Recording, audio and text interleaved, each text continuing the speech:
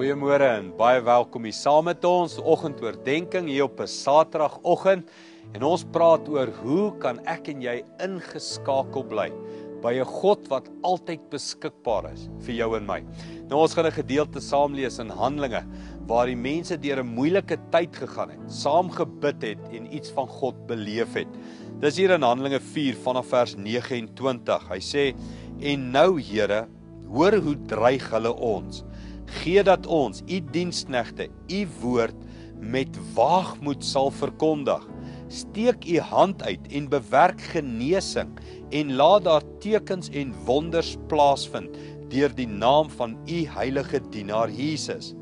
Na hierdie gebed het die gebou waar hulle bymekaar was geskud en hulle is almal met die Heilige Gees vervul en hulle het God se boodskap onverskrokke verkondig. Hier gee die disippels vir ons 'n paar geheime van hoe om ingeskakel te bly. Daar's 'n geheim van bid saam. Moenie net alleen probeer om die pad te stap nie. Die gelowiges, die disippels was by mekaar gewees. Tweedens, moenie net praat en wonder en vergadering hou nie. Bid. Kyk, hulle gebede is neergeskryf.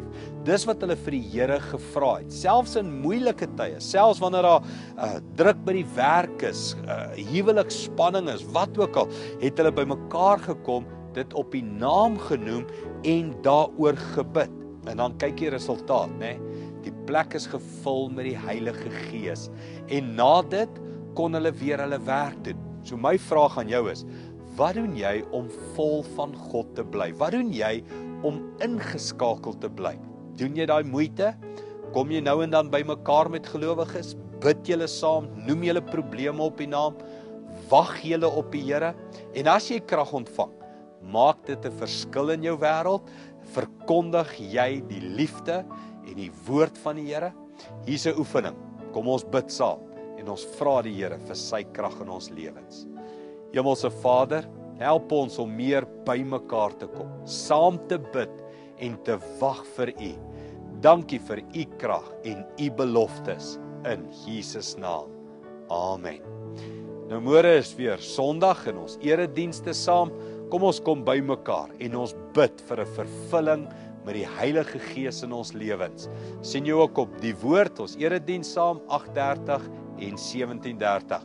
Onthou ook die webtuiste www.als.org.za. Goed gaan, sien jou môre.